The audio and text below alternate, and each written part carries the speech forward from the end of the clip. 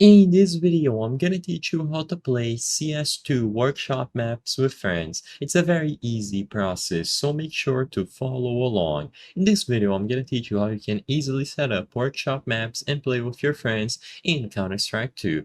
As long as everyone has the latest version of the game on their Steam accounts, this is going to work. So go over to play, make sure that you select workshop maps, and in here you will be able to invite them and play together. So what I recommend is that you make the server first and then you invite them afterwards. But if you want, you can open the menu at the right side of the screen, click on any friend and invite them now. Regardless, what you will have to do is select the workshop map. You can visit the workshop using this option at the bottom left, and through this window here, you will be able to browse the workshop and download whichever map you want to play. Usually people like to download these AIM maps, so I'm going to select one as an example. After a while, it is going to download and then appear here. So as you can see, the map that I just downloaded was here.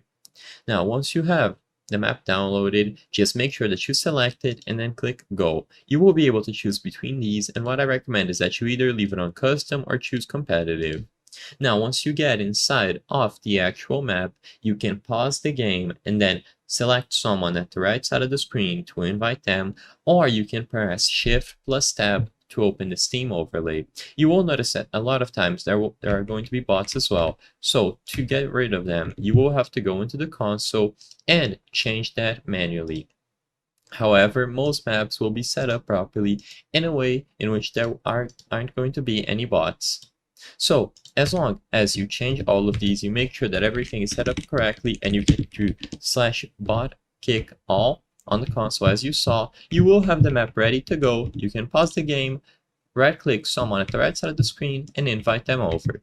I hope I was able to help you on how to play workshop maps with friends. If this video helped you, please be sure to leave a like and subscribe for more very easy tips. Thank you for watching.